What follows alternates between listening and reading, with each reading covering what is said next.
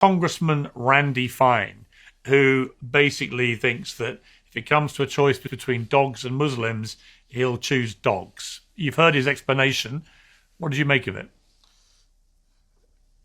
I mean, it's a nonsense explanation, which, as you pointed out, he would never accept for any other minority group, including his own, including for Jewish people in the US.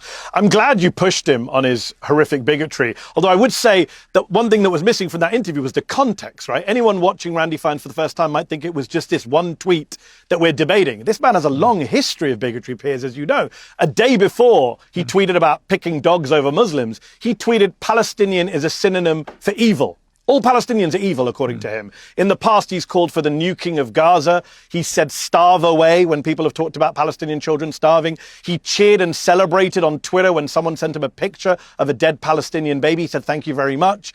The man is vile. He's racist. His rhetoric is genocidal. And he lied to you, Piers, when he said, I'm just against radical Muslims. He's, again, on record. Go check his Twitter. He says mainstream Islam is pure evil. That means that Islam practiced by all 2 billion people around the world is evil. This is what he says. So this is the Republican Party of today, Piers. I've been trying to tell you about it for the last 2 years on your show. It's a far-right, fascistic, white supremacist party.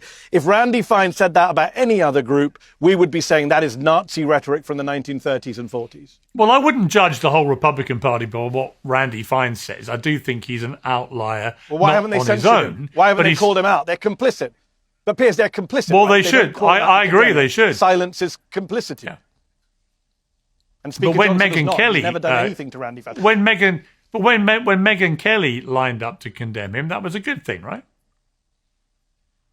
100%. And she's a podcaster, though. The actual elected Republican Party and the president in the White House, your pal, won't say anything about this. And the problem is because they've all said similar Islamophobic things. It's not just Randy Fine. He mentioned his friend Brandon Gill, who also says ridiculously anti-Islamophobic things, calls for me to be deported, Mamdani to be deported. You have people like Andy Ogles, who said horrific things about Islam and Muslims. So the rot is across the entire party, unfortunately. This party now has embraced Islamophobia and racism of all kinds, anti-Semitism, anti-black racism. We saw with the recent Trump post. It's a problem for the party as a whole. Fine is just the most egregious, repulsive avatar of it.